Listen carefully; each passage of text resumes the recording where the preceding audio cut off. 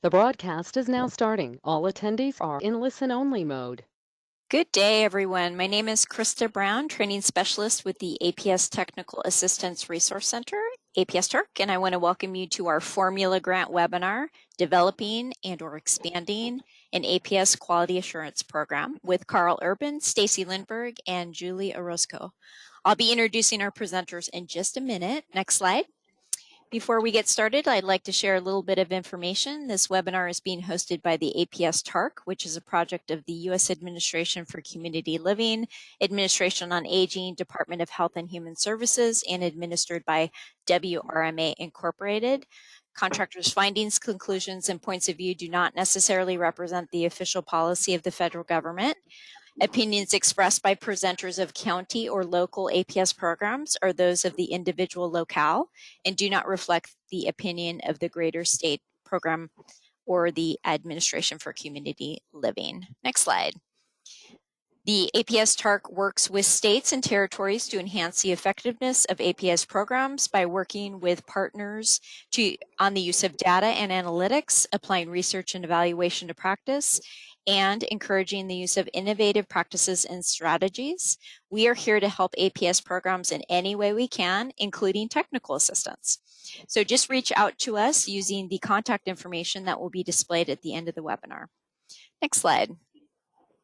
Okay, a little bit of housekeeping. We have a handout of today's slides and a very great sample QA and QA reports handout in the handout section of your webinar control panel, and you can download those at any time.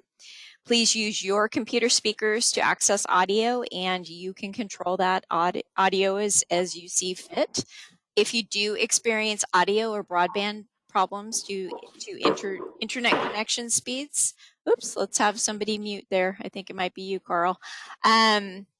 Go ahead and exit the webinar and re-enter. Next slide. You may ask questions of our presenters at any time using the questions box, and we will have time at the end for Q&A. This presentation is being recorded and will be posted to the TURC website at a later date, and we will let everyone know when that's ready.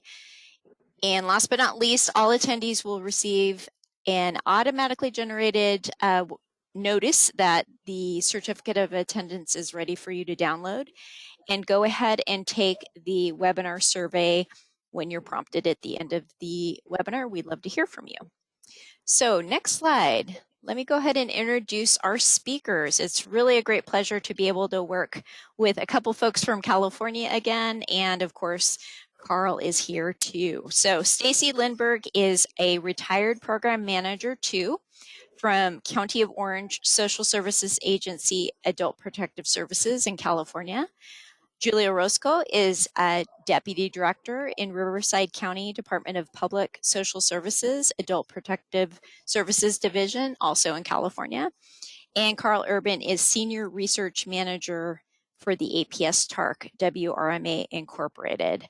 So an outline of our webinar today really quickly. First up, Carl will share with us what the TURC currently knows about APS QA practices from the evaluation survey. Then we will hear from Stacy and Julie on the nuts and bolts of developing and/or expanding an APS QA program, and we'll end with some Q&A and resources. So I'm going to go ahead and hand it on over to Carl. Go ahead and take it away. All right, so next slide. So good afternoon or morning, everybody. I am going to basically just set the very broad framework for the good information you're going to get from the folks from California. I want to just reference a couple of things that we've done here at the APS TURC in terms of some TA stuff, as well as reference some evaluation stuff not yet published, but soon to be published, so you'll get a first glimpse of some of that. On this slide, you see two diagrams, and these come from a QA brief that we developed. They were sort of our way of thinking about or framing how we think about quality assurance, and they just provide a little bit of a model to think about things. They basically answered two questions: why do technical assistance and how to do technical assistance. So the kind of the Venn diagram thing on the left is the why do QA. And there are four interrelated reasons that you see there. And as I was looking at this a minute ago, I got to thinking, I wish I had done this a little bit differently. I wish I had put the improved services for clients in the middle and had put the other three around it. Because ultimately what we're trying to do is get to improve services for clients. And QA helps you to do that because it gives you information. It sets up feedback processes. It gives you those feedback loops that you can incorporate into your program to help improve things. And those feedback processes would create an accountability mechanism for your staff and for your program. You can use data from QA, the feedback from QA, to help hold people and program units, regions, whatever, accountable. The second thing is QA should measure how good you are doing with your policy compliance. And if you are not complying with policy, well then you may need to do some things to address that. Maybe the policy and the practice needs to change. Or maybe you need to make it a goal to improve in a particular area. And along those lines, that same feedback loop will tell you where you need to focus more efforts on training, whether that's your initial training for staff or retraining for staff. So that's why I do QA. How to do QA is in the pyramid model on the right. So what you see here is three different levels. And as you go up the pyramid, I think what we found is that fewer and fewer programs do the things because they get more expensive and take a little bit more effort to do so. But in that base level, what you see are supervisor review and approval and case documentation. And this is stuff that happens as part of every case, as part of casework flow. I think these are mechanisms that most all programs, as we'll see on the next slide, have incorporated. The mid-level, not as many programs do these kinds of things. They are not part of the casework flow. And depending on how you use data, you may not even be actually looking at every case. If you have a really sophisticated performance management system, you should be looking at data from every case to help feed into those feedback loops in the Venn diagram. Case reading, as a case reading project, you're really never going to read every case. And there are different types of case reading. We have done a TA product specifically on case reading. I would encourage you to go look at it if you're interested in types of case reading. But basically, you got case reading done by your casework staff, or you can have your own independent case readers. And there are different ways to scoring and using case reading. The top level is basically more formalized research in terms of program evaluation. Often can be and maybe should be conducted independent of the program itself. Next slide. So Andy, you're going to have to go. Okay. So this was the last slide. So one more now. No, not one more now. He's good. Is he good? Okay. Sorry. He's good. So this next slide shows some survey results from the practice survey that we did a while back. And we just simply asked about methods to ensure high quality casework. These align pretty closely to the model on the previous page. In hindsight, we did change the survey questions a little bit based on the model, but that's hindsight. The overall number of responses for this potentially is 56. And so you can see supervisor interactions done by almost all programs, standardized case documentation requirements, almost all programs. And as you go down from there, you get fewer and fewer programs that are doing case staffings and having some sort of systemized review of a subset of cases. So next slide. So, this is just one question out of several and different types of inputs that we had into the QA part of the evaluation, and here's just some high-level takeaway findings from that. One of the things that we found is that resources and activities vary significantly across APS programs. I mean, you saw that in the data on the previous slide.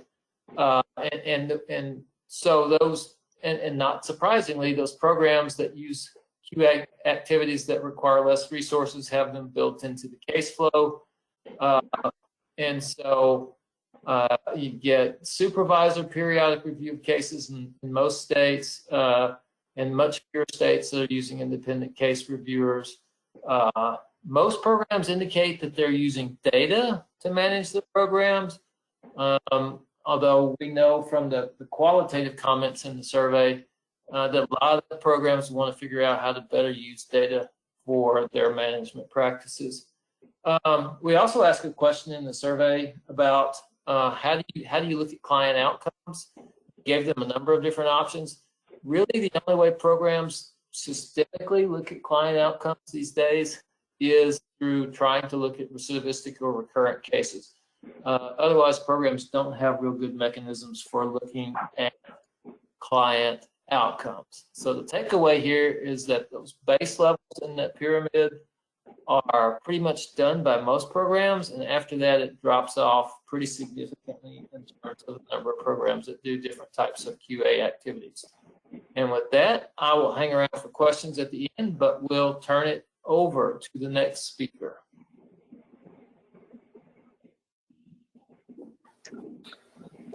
Hi, this is Stacy Lindberg, retired manager from the County of Orange, Adult Protective Services, and thanks for joining us today. We have, in the next couple of slides, some polls, and if, Krista, if you could help us launch those. Sure, I just launched the first one. So do you conduct QA for your county or state? And we're getting some responses in right now.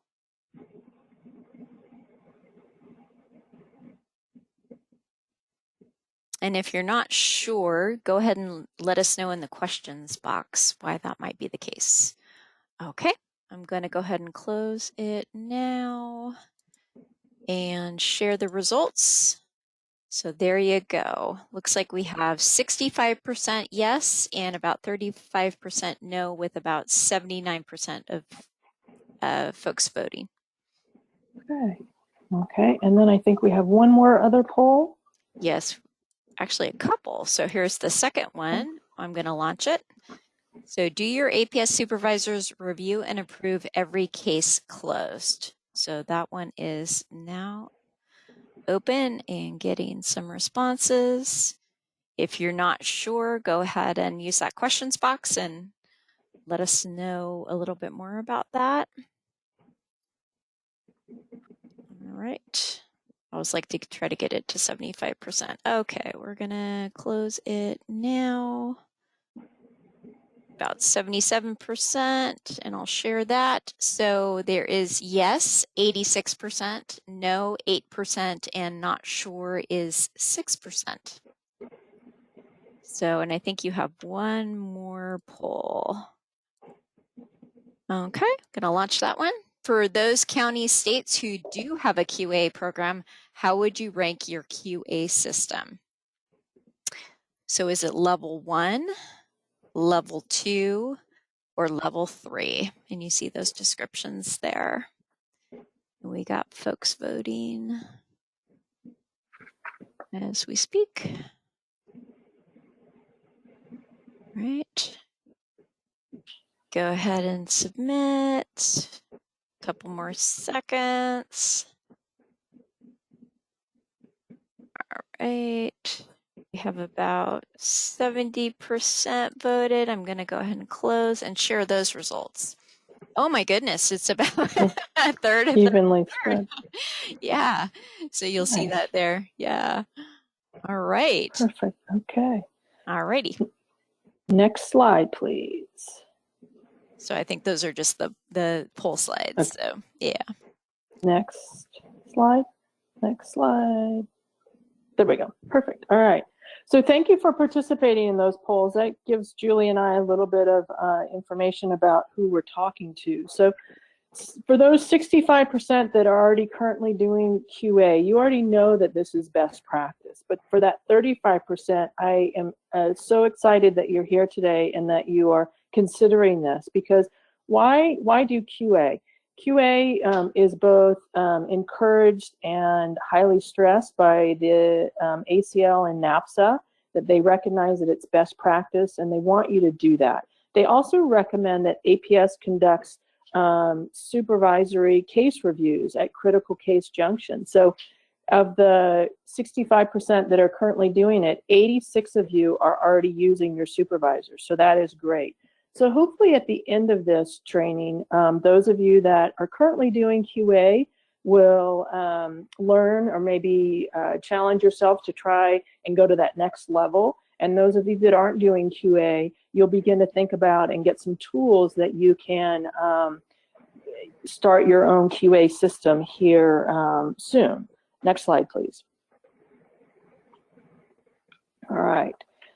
So quality assurance, it's got, you know, sometimes it gets a bad rap as far as people looking at it, trying to figure out what it is. But what in the County of Orange, when we started doing this, I knew that we were doing a good job, but now I had the data behind it that I could show my executives what kind of great things my workers were doing.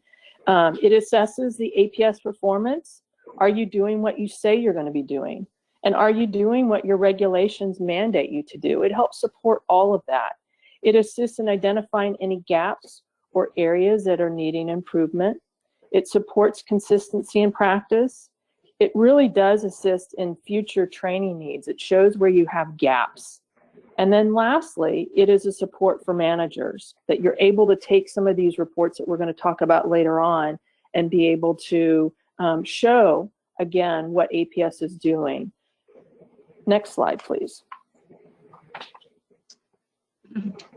Okay, thanks, Stacy. So my name is Julie. I know this is the first slide I'm talking on, but I'm with Riverside County. And I just wanted to start by talking a little bit about the terminology. I think there's lots of terms that are used to describe this type of work. You probably have heard of QA, quality assurance. You may have heard of QC, quality control. And so, you know, some of the minor differences are that quality assurance is really about, are we meeting the requirements of the program, right? Are the standards being met? Quality control is really about that, is what we're doing producing quality products. And then there's the third, continuous quality improvement. And I really hope that that is the ultimate goal for everybody here today. You know, a continuous quality improvement, to me, it's a philosophy, it's approach, it's a culture, but essentially is, you know, you have systems in place to be able to assess the quality of work being done, to assess that we're meeting compliance measures, and then beyond that. But we're then using those findings and what we find to inform training needs, to inform policy gaps, to inform practice issues. And it's really being used to then impact quality improvement for the long haul. You can go to the next slide. In your handouts, you'll see these defined a little bit more, but go ahead and go to the next slide. And so as we talked about earlier, it looks like a lot of you have supervisors that are already reviewing cases. And a lot of people don't realize that is, in and of itself, QA. You have a supervisor who's reviewing a case, and they probably have to approve certain components of that case. They're probably reviewing the risk assessment and approving it. They're reviewing the service plan and approving it. They're reviewing allegation findings. And I'm sure at any one of those stages, if they're not satisfied with something, if they feel like something is not documented, if something is missing, if something is unclear and not answered, they would then, you know, give some feedback to the worker and say, you know, I need you to correct these. That is all a form of QA. Again, and the supervisors, if they're approving cases for closure, that is their ultimate QA signature saying, I approve this case and this investigation, right? So that is your first level QA. And I think most people in adult protective services are doing that level of QA, you know, as a foundation and probably some beyond. Next slide. So really, when we look at quality assurance programs, I want to talk a little bit about structures because they can vary depending on the agency that you're with. So some folks, they have an internal program level QA system, meaning maybe staff review some cases. You know, that could be like you have a staff member who, in order to submit a case for closure, they have to do some type of, you know, transfer checklist or closure checklist saying, all of these things are in the case, I attest to it, and this is ready for closure. That's a small example. You have supervisor review. So sometimes supervisors are only, you know, reviewing the cases like we just described, all those case components, but sometimes programs are at the level where they're actually doing full case audits on a certain number of cases per month, but that's again all internal to program. And then some programs have a manager review where the manager also has to randomly select so many cases and they have to do some type of manager level audit. So that is like an internal structure. Then some programs have an external team, maybe somebody in your administration team. They're independent reviewers that are also having some level of review of those cases, right? So for example, in Riverside County, we have a combination of both, and that's in the third structure. So we do have supervisors and managers within the program doing case audits and case reviews every month. But in addition to that, we also have a team of folks that are also doing independent reviews on a variety of different things. And we'll get into some of those examples a little bit later. But I think all of this to say is all of these are good. And I think it depends on, you know, the size of your agency, you know, your resources, your budget. And so, you know, just because I'm saying, you know, combination's great, that doesn't mean that every agency, every county can support a combo program. And so really, I just, you know, encourage you to start small, take baby steps, and, you know, just try to think about where you can implement QA as you are able to based on your staffing and resources. Next slide. All right, thanks, Julie. So for the 35% of you that took the poll that haven't done QA, what are some of the considerations that you might want to think about before you take on QA? And that for that 65% of you that are already doing it, maybe you want to add something new and trying to figure out how to present this to staff. The first thing you want to be thinking about is buy-in. At least here in the County of Orange, when we introduced this, the staff thought it was Big Brother. They thought it was an internal investigation and that it was trying to find the bad things that were happening to them. And so my supervisors and I basically shared the QA form. So in the handouts, I think there's some examples, but we shared that form. So it was, staff knew exactly what we were looking at. It wasn't a mystery to them, and it was a buy-in that we got for them. Staffing, like Julie was just talking about, you know, what staff are you going to be using to do this? Is it that you're going to use your existing staff in the County of Orange? That's what we did. It just became part of their supervisor expectations that they were doing these. But other counties have a whole separate entity. Readiness. Next slide.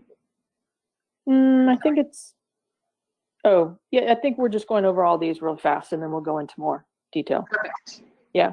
So then you're thinking about readiness, and that really just comes down to the why of it.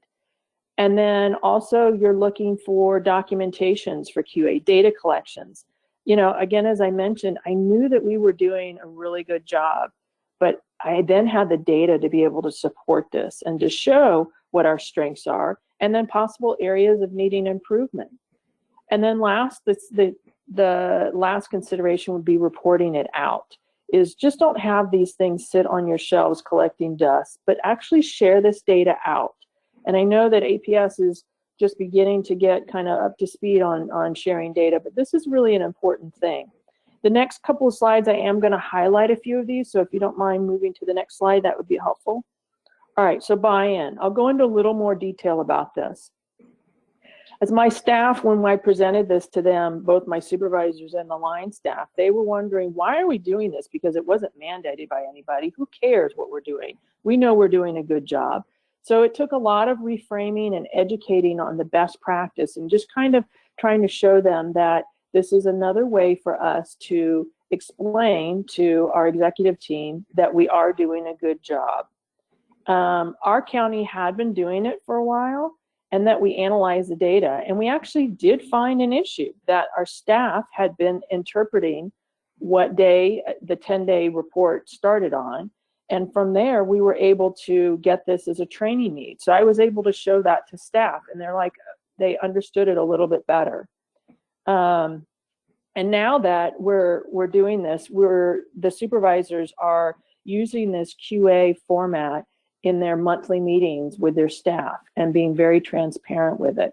So it's, again, trying to get that buy-in from staff, because as I'm sure some of you have experienced, if your staff aren't in it, you're going to have a lot of difficulty trying to move this along. But if you're explaining the why behind it, sometimes that helps. Next slide, please.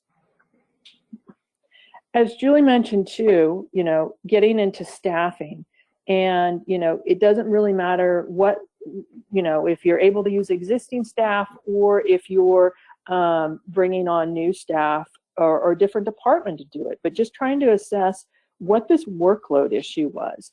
And that was something that Orange County kind of learned at the beginning when we were doing this. The supervisors who conduct this were doing these QA reviews on a quarterly basis. And now they're doing it on a monthly basis. Well, that could be a staff load workload issue for those that are doing that. So you do need to take that into consideration. How frequently they're doing this, what size unit they have, and how many are they having to do? How many are you asking them to do per staff member? And then the other question you want to consider when in staffing is who should be conducting these? And there isn't a right or wrong, but is it going to be your line staff? Is it going to be managers? Is it an administrative team that is doing that? Again, the County of Orange, we used our internal supervisors and managers to do that. But now we are looking at adding an admin piece to that. Next slide, please. So the last point that I just wanted to highlight is about is your organization and are your employees ready? And really, how do you figure that out? I think it's getting your supervisors behind you. It also, at least here in the state of California, both child welfare and IHSS, this is part of their work. It's state funded. So if you're trying to figure out, scratching your head, where to even start, you may want to talk to some of your peers in those departments and ask them how they were able to get this quality assurance readiness behind there. And going with that why, that I can't stress that enough. In the APS world, you need to really explain that why. I think a lot of times we've implemented things historically and then haven't explained the why. And that does help people shift in their buy-in and getting ready to help you out. The other thing you want to consider is your manager or division chief, are they supporting this? Are they ready for this? Are they ready to find out, when you peel it back and find out, what the good things you're doing, but also where your deficits are? Are they ready to help you to fix those and, train those to make sure that you're not having difficulty in those areas? And then also just helping the fear, because as I mentioned earlier, at least in Orange County, when we first rolled this out, there was a lot of hesitancy, a lot of fear that some of this might be punitive, that maybe there'd be disciplinary actions coming from it. And I think just trying to help dispel those and make sure that that we're just trying to improve our work and trying to better us. I think that was what helped our staff get behind this pretty quickly. Next slide. And then Stacy, just to add to that, I think, in Riverside County, we had gone through some, kind of these culture transitions, right? Where we were trying to really be strengths-based. We were really trying to focus on becoming like a learning organization. And if you look up those types of, articles and research, we really tried to work on that too as we were rolling this out, which helped to really set the framework for moving into this new phase where we're going to be looking for areas for improvement, but it's not this punitive person-focused thing. It's more about, if we're finding gaps, if we're finding errors, then maybe there's something that's not clear in policy, not clear in procedures, not not realistic or something, right? So it just allowed us to approach it from a different place. Yeah, Julia, it was like trends. You're looking at those trends that you're trying to figure out. Yes, I agree completely. Thanks. No worries. On this slide, we really outlined some different levels of quality assurance reviews, and we're going to go into each of these in detail. But really, it's looking at, which types of QA reviews might be considered a basic level, an intermediate level, and advanced level. And then Stacy and I will give some examples of each. Next slide. So on your basic levels, these really are ones that most agencies are doing, right? So we usually track, are we being compliant with state mandates? So for example, for APS, let's say you have to respond to referrals within an immediate timeline or a 10-day timeline. And a lot of times we are tracking to see if we're timely on those issues. There's also state regulations related to, approval of service plans and risk assessments and things like that, right? So all of those case component reviews that supervisors are doing, not only are they doing them, and that is that basic level of QA they're doing throughout the life of a case, but also if there's any regulation requirements as far as timelines for approval of those, a lot of counties are tracking those to see if we're compliant or not. A lot of times counties are tracking things like critical incident reviews. You may call this something different, but when a critical incident occurs on a case, there's usually a higher level of scrutiny on that case just to figure out what happened, what occurred, what services did we provide, what services could we have provided,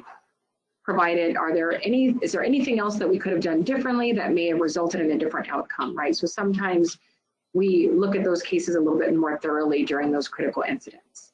Same thing for death reviews. So, you may, especially for suspicious deaths or deaths of clients, deaths involving clients that were receiving services, you may be looking at those cases more thoroughly to review and kind of like an after incident review. And then finally, litigation reviews. So if your county is notified that there's some type of litigation or lawsuit, oftentimes we're asked to review cases in depth to kind of look at an overview of what was provided and any gaps, right? So those are what we consider kind of basic level reviews because those are what are in place in a lot of different counties. Next slide. So Julie, also the 34% of you that indicated that you're doing level 1, i.e. the basic right now, I'm going to challenge you that these next 2 slides, see if you can move to the next level. See if you can move up a little bit and try something to advance your county or state. Go ahead. Oh, thanks, Stacy. So for more intermediate reviews, these are, let's say in Riverside County and Orange County, right, there's certain things that we have to look at every month. So for example, our supervisors have to complete a certain number of reviews, case audits, and there's forms that they have to submit. They're due by a certain date, right? And the QA team is looking at those. And then the managers have to do more of like a qualitative kind of case review. So whereas the supervisor is focused more on a quantitative compliance audit type of process, were the requirements in the case met? Were all the things in the case that were supposed to be in the case? Did they meet basic standards in these areas? A manager might look at more of a qualitative level. Was the quality of the investigation, what was the, how was the quality of the investigation? How was the quality of the service delivery? How do you feel about the findings and determinations? Kind of areas of strength and areas for development. But it's beyond that normal day-to-day case review. These are selected number of cases that are being selected for audit. Another thing is field observations, or people often refer to them as ride-alongs, where supervisors or others are actually going out during investigations or follow-up visits with the social worker, the clients, and any kind of collateral family members to really observe their interactions with those folks and to really be able to give some in the moment feedback on areas of strength and areas for development. Is there anything you'd like to add, Stacy? Yeah, I was just going to talk about the ride-alongs. I know that, you know, if you're talking to your supervisors who, you know, have come from the field, this is something that they might be very excited to do, is to get back out in the field and get their social worker hats back on. I know my supervisors jumped at this chance, but it was also to be used as them being reacquainted with our clients and being able to kind of see what their staff are doing out in the fields. And the other thing too is that you can use this for performance reviews. You can talk about that they went out and observed your staff during, you know, I always had them do it a couple months just before the evaluation was due, just so that it would be fresh on their mind so that they could add it into their performance reviews. But this was a really positive thing for my supervisors to be able to go back out in the field and kind of get reacquainted with the clients, not just read it on paper. That's it. Thanks, Stacy. Next slide. Now we're going to talk a little bit about more advanced reviews, right? So some things that you might be able to add to your QA practice is peer reviews. So what this looks like in Riverside County is every month, a supervisor is required to review, let's say, 2 cases from their units. But one of them is they're reviewing their own case, and one of them they're sending to a peer for review, right?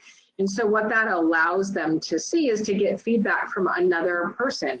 You know, maybe they would look at the case differently. Maybe they would provide feedback or different results than they would view on their own case, right? So I think that peer review process can be a really strong one, but again, really requires some expectations, some strength-based kind of level setting, and to be able to, you know, it can be a little bit vulnerable to have somebody else look at your case, and so I think it definitely takes some time to incorporate that.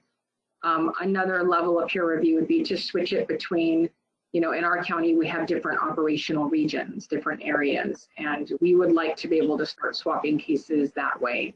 When I worked in children's services, you know, we did peer reviews, but they were across counties. So you can take this, you know, to many different levels. And so, but that is definitely more of an advanced process. For customer surveys, surveys and calls, do you want to talk about this one, Stacy? Sure. So I'll just be very frank that this was presented to me a lot further before we actually implemented it. And I thought, oh my gosh, calling our customers or our clients, we're going to be generating a lot more reports. But we ended up doing it just before I retired, and the outcome of this was very unique. And I'll have to say that I was pleasantly surprised by soliciting after the case was closed. The supervisors would pick one of these cases and call the client on the phone and had a script of what they would be asking, very not going off script, but asking very poignant questions. And the kind of feedback that we got was, thank you for sending somebody out. I mean, we got such great positive feedback from this that we wouldn't have gotten any other way if we hadn't called the client afterwards. And so while I wasn't very supportive of it first and very fearful that it might generate more reports, the overall outcome of this was just tremendous. The positive definitely outweighed the negative in this. But I also think having a script that the supervisors, whoever's doing these, so that they can ask those questions.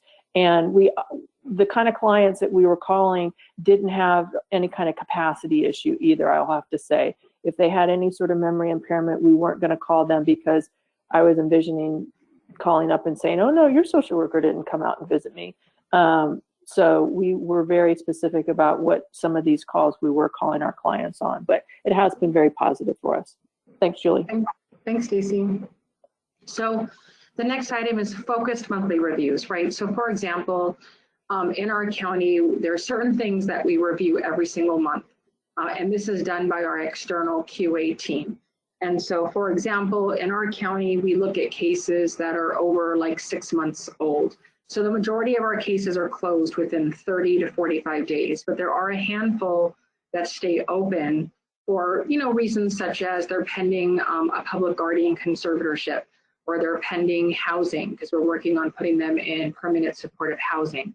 And so for these cases, our team will review these every single month to look to make sure that all regulations and all requirements are being met, even though the case has been open for quite some time, that it's evident as to why the case is open. And those monthly contacts, the service plan is being updated, the reassessment is being completed, right? So we'll focus our efforts on those. A couple other things we look at on an ongoing basis is risk assessment. So we have a report that identifies when a risk assessment is submitted, but it doesn't appear to be complete. And so what we don't want is we don't want staff submitting things to submit them just to be timely.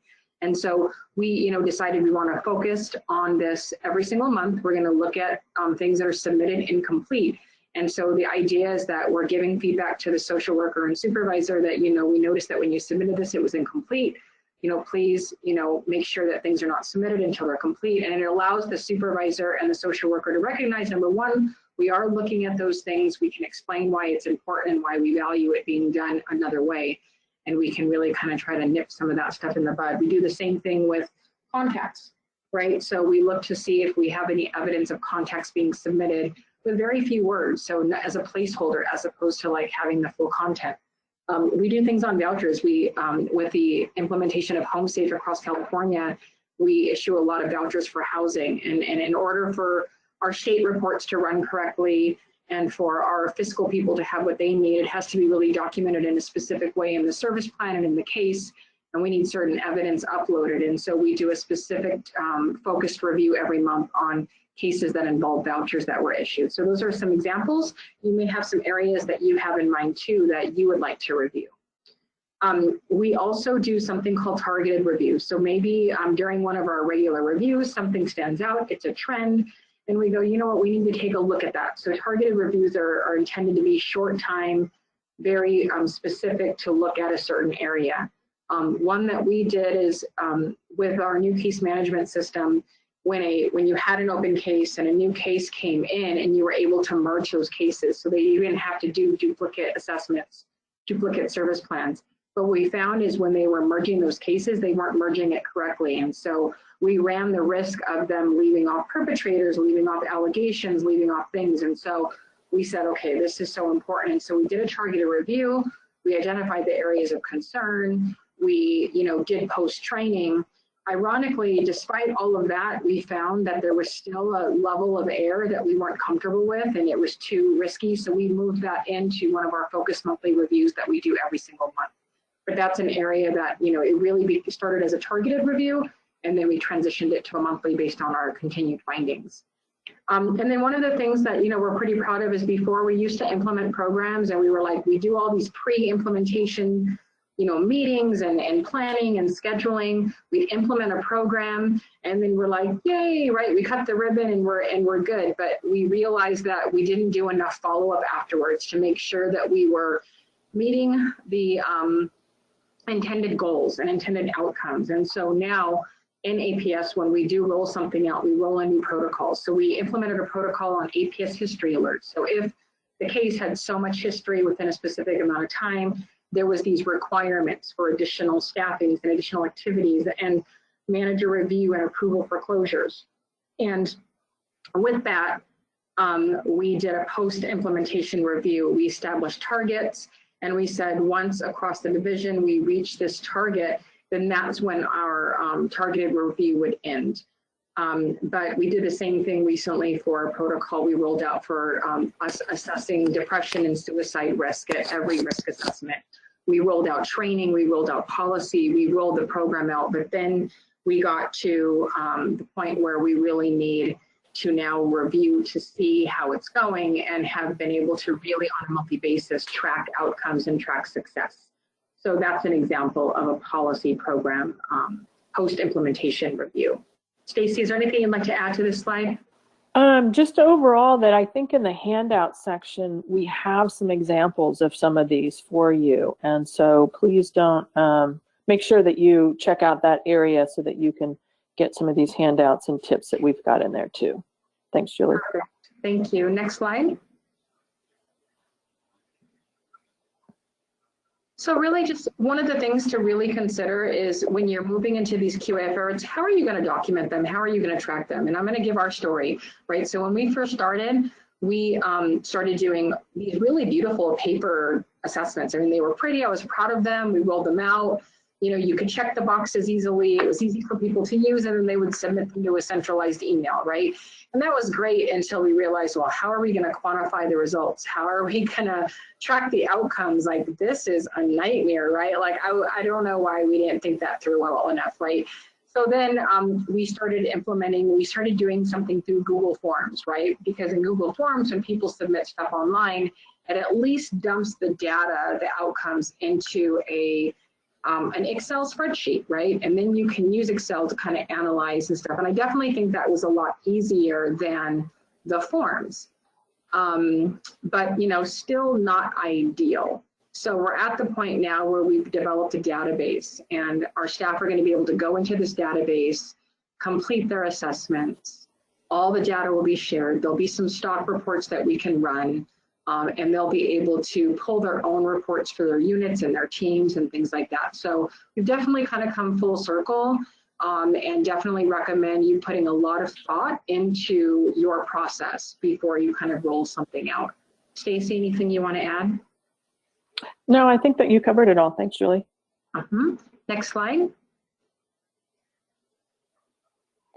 So some considerations, like Julie was talking about, the reporting out of this information, making sure that your staff, your line staff, again, this goes into the buy-in, that they are understanding the data that you've collected. Either you're reporting it out through your supervisors or through monthly program meetings or through a monthly newsletter, but making sure that they're understanding this data and that they are having access to this data. It shouldn't be hidden from them. And then also trying to balancing out, you know, the strengths and your the areas of needing an improvement. Working with your training department to, you know, figure out what these gaps are that you have. And there isn't, again, a right or wrong way of how you present this out. I know a lot of people like the big colorful spreadsheets that are there, being able to send those out. Those are really nice. I was always very envious before we started this of some of the counties that had these spreadsheets here in California, and now Orange County has their own. So I think being able to show this quantitative, qualitative data that you have and being able to synthesize it, whether it's a summary of a quarterly summary or whether it's an annual report, but just make sure that you're sharing this information out, because you've taken the time to collect it. You've taken the time to have either your supervisors or managers collect this information, and then to analyze it, you need to make sure that it's shared out. And hopefully that can help better APSs across your state or across the nation too. Julie, anything you want to add to this? No, just agree that it's very important because it helps people see the outcomes and really see, you know, what we've been striving to achieve and how we're doing. Next slide. So really the final piece is, you know, we talked about moving from QA, QC to CQI, continuous quality improvement. So here's some recommendations, right? You know, to be like really have that CQI culture, you know, it's important to really, you know, review. You have these systematic review processes in place to really look at things that can improve practice and compliance with, you know, program regulations. It's that quality philosophy that encourages all team members to really be able to continuously ask what can be done better. You know, I'm sure we're doing great, right? But what can we do even better? How do we go from good to great? It really emphasizes that both internal and external customer satisfaction is paramount. So not only is this to help, you know, ensure that our clients outside our agency are receiving the quality of services they deserve, consistent services across the county, but it also, it does help us identify whether there's gaps within our own teams, within our own staff, inconsistent knowledge, inconsistent practices. And so really recognizing that our staff needs some consistency and support as well. really this philosophy that problems are not always caused by people. And so this process cannot be people focused. Jane isn't doing this. It's really about, if Jane is in an environment where she doesn't understand and she's making errors, it may be that, there's some gaps in training or there's some things that need to be done differently. Utilizing cross-functional teams. So just recognizing that it is helpful to have some external folks looking in, being a part of the process, being a part of the setting up such a system, because they look at things a little bit differently than us and they can ask some really good questions and recommend some good ideas. And then really allowing the data to help you identify problems and capture areas that would be priority for focus and improvements, for an upcoming year. But really, if you can kind of look at it this way, that's some ways to start moving into CQI. Next slide. And that is really the end of our presentation.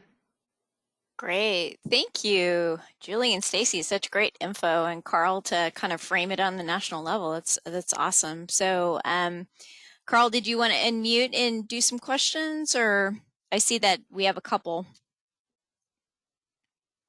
or I can. Next slide. All righty. So, there you are. You're unmuted now. So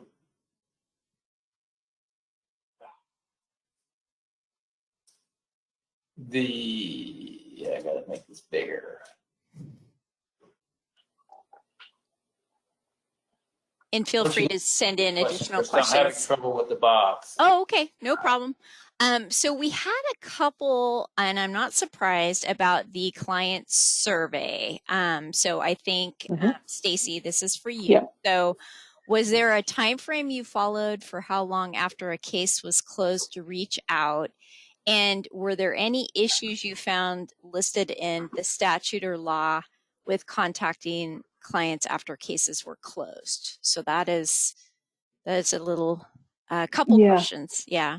Right. So our county had actually been doing this in the child welfare arena.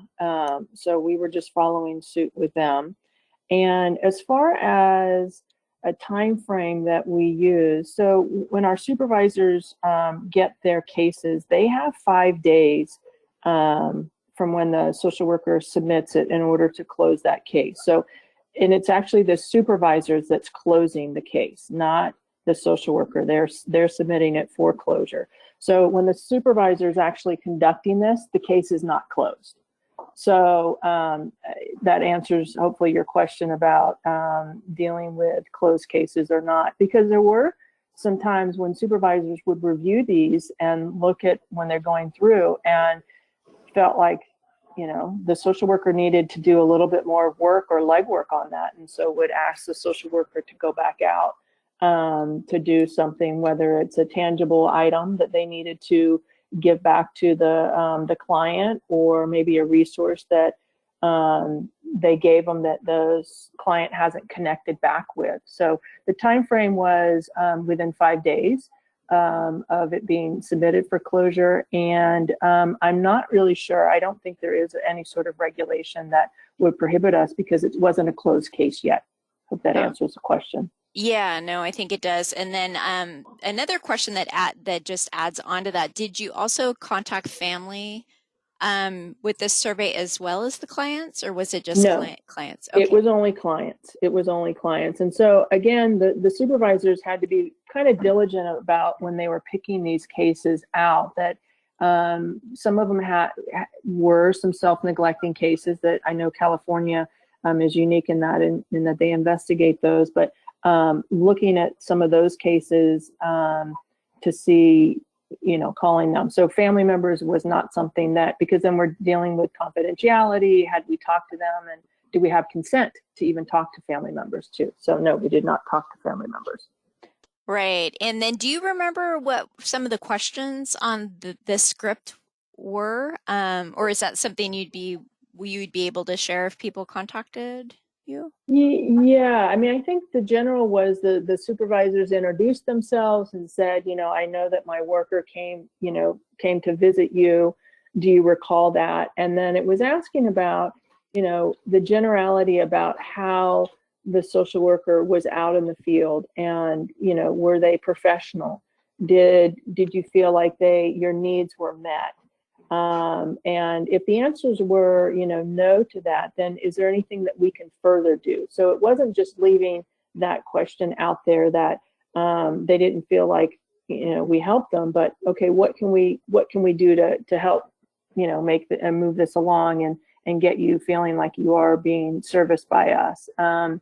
Those were some of the questions, and I think it usually wrapped it up by saying, just educating them that, this is our hotline number. If you are ever in the need or, need to reach out to us, this is a number to call.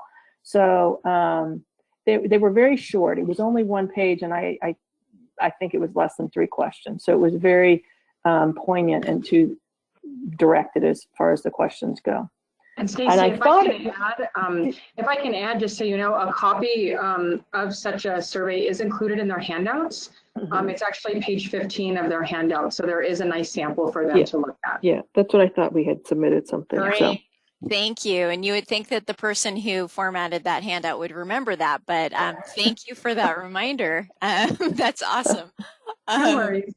Yeah, no. And then we have time for, it looks like one more question. Do either of your counties have veteran workers review cases? And I'm not sure if veteran means seasoned or maybe, retired. In Riverside County, we actually did, but so we had a volunteer of like a retired supervisor. And when we were first trying to implement APS QA, they were amazing and they helped us really get some stuff set up. And we would definitely use them again if we had additional volunteers, but we've only had one so far. And in Orange County, no, we did not have any seasoned staff. We have a mentorship program, and in that particular program, yes, the social worker's mentor kind of reviews the cases in that way, but not for a formal case review. Great, thank you. All right, so I think we will go ahead and next slide, please. This has been really, really great. A lot of programs are looking into either beginning QA or up in their game with the formula grant funds. So we love to offer some resources when we have them. So again, the QA forms and report samples, which are awesome, and I will refresh my memory with those after this webinar, or in the handouts portion of your webinar box. We also had a revision to the QA toolkit recently. There's a QA brief, and then there was a promising practice spotlight looking at quality assurance in Hawaii, and I believe I saw some of our colleagues from Hawaii on, so aloha. And then I think everybody's familiar with the ACL voluntary consensus guidelines by now, but there is a link to those as well. So next slide. Thank you so much, Stacey, Julie, and Carl, for all your work on putting this webinar together. Really great and timely info. Thanks, Andy, for tech support today, and thank you all for joining us. We do hope to see you actually next Tuesday, for our APS TARC webinar for the field on strategies for APS cases involving homelessness and housing insecurity. Registration is still open, so contact us if you have not seen the notices. And all of our contact information and ways to follow us are up on the slide. And I want to wish you a great rest of your day and a great week. Thanks a lot, everyone. Bye-bye. Bye. Bye, thank you.